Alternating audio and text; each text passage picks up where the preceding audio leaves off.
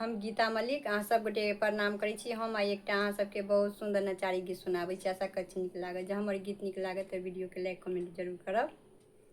मोर भोले बाबा दर्दियो ने जाने, हमरा सँ भंगिया पिसाबे हे सखिया। मोर भोले बाबा दर्दियो ने जाने, हमरा सँ भंगिया पिसाबे हे सखिया। हमरा सँ भंगिया पिसाबे हे सखिया, हमरा सँ भांग घोटबाबे हे सखिया। हमरा सँ भंगिया पिसाबे हे सखिया, हमरा सँ भांग घोटबाबे हे सखिया।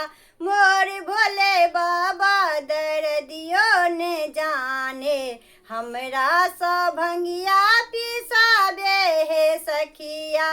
अपने जयकार भोला नंद की सवारी, हमरा सँ डोरी धरबाबे हे सखिया। अपने जयकार भोला नंद की सवारी, हमरा सँ डोरी धरबाबे हे सखिया। मोर भोले बाबा दर्दियो ने जाने, हमरा सँ भंगिया पिसाबे हे सखिया।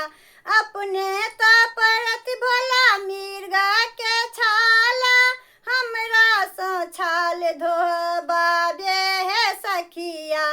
अपने तो परत भोला मिर्गा के छाला, हमरा सँ छाल धोबाबे हे सखिया। मोर भोले बाबा दर्दियो ने जाने, हमरा सँ भंगिया पिसाबे हे सखिया। मोर भोले बाबा दर्दियो ने जाने, हमरा सँ भंगिया पिसाबे हे सखिया। हमरा सँ भंगिया पिसाबे हे सखिया, हमरा सँ भांग घोटबाबे हे सखिया।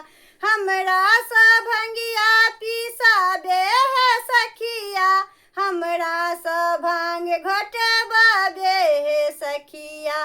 मोर भोले बाबा दर्दियो ने जाने, हमरा सँ भंगिया पिसाबे हे सखिया। मोर भोले बाबा दर्दियो ने जाने, हमरा सँ भंगिया